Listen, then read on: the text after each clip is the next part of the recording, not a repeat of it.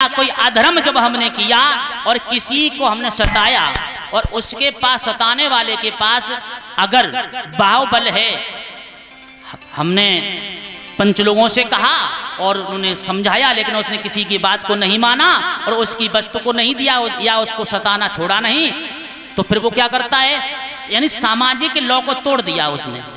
किसके द्वारा? बाहुबल के द्वारा। बाहुबल के द्वारा उसने तोड़ दिया उसको। उसके बाद व्यक्ति तो कहां जाता है? संविधान लॉ, कानून के साथ। जब कोई गरीब आदमी कोई बात नहीं मानता किसी की, समझाने पर भी फिर सारा किसका लेता है? संविधान लॉ, कानून का साथ लेता है। जब कानून का भी साथ लेने के बाद जज साहब को भी खरीद ले धनबल के द्वारा, वकील को खरीद ले, गवाह को खरीद ले, तो वहां पर भी उसने तोड़ दिया। क्या? संविधान लॉ को तोड़ दिया, खरीद लिया। जज को भी खरीद लिया, वकील खरीद लिया, गवाह खरीद लिए और उसको सताना नहीं छोड़ा, तोड़ दिया दो। उसके बाद तीसरा बचता है गॉड लॉ, यानी परमात्मा का कानून, उस न्यायाधीश का कानून।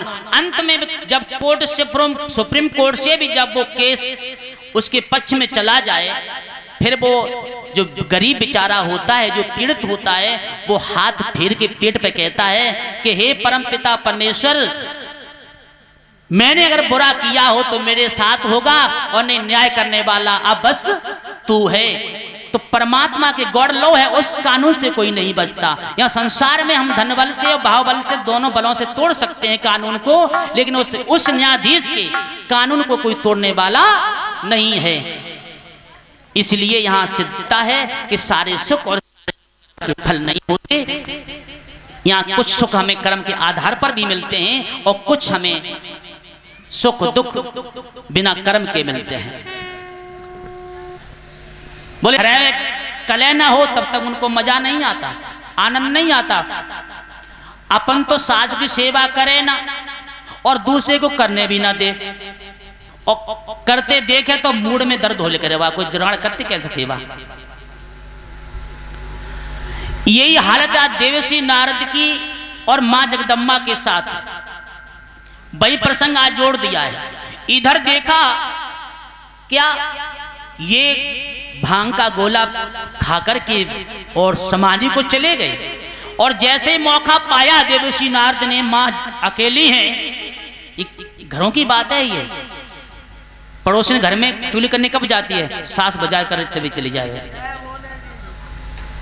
पता है कि आध घंटा से कम तो लगेगा ही लगेगा, वो बाजार कर जाएगी तो, और उतनी देर में बहू को पढ़ा जाएगी। देख सास मुँह से ऐसे कह रही थी, ऐसे कह रही, यानी जो बिना पूछ वाली जो कथाएं होती है ना, जिनका कोई आधार नहीं होता, वो कहानी को पढ़ा के आएंगे और साथ में जोड़ जाएंगी। देख हमारी बात खुले ना जाए ना, मैं तो कोई बात बताऊंगी ना आज की बात, बेचारी बताऊंगी ना, बाकी आधार पे जिंदगी भर खोले ही ना। माँ ने कभी अपनी सास से पूछने की हिम्मत नहीं जुटा पाई कि माँ तुमने ऐसा हमारे बारे में कहा था कि नहीं कहा था, डर सता रहा है क्यों? अगर पूछ लिया तो कल दोबारा फिर बताया बेगी बेचारी हमारी वो सहेली। आज देवर्षि नारद को मौका मिला, लौट करके दोबारा पहुंचे और बोले कि मां प्रणाम। मां तो गुस्सा में थी कि हमारे अच्छे खासे घर को बर्बाद कर रहे थे नारद, लेकिन गुस्सा को निहार करके चरणों को पकड़ लिया कि मां तुम नाराज क्यों हो? अल्लाह का भेद तुम जानने की कोशिश न करो। जैसे ही भोले बाबा ने ये कहा कि तुम जानने की कोशिश ना करो, तो लास्ट वाला जो वाक्य जोड़ के गए थे देवर्षि नारद कि बता दें तो समझ लेना का हितैषी, और नहीं तो सोच लेना जरूर कुछ न कोई दार में।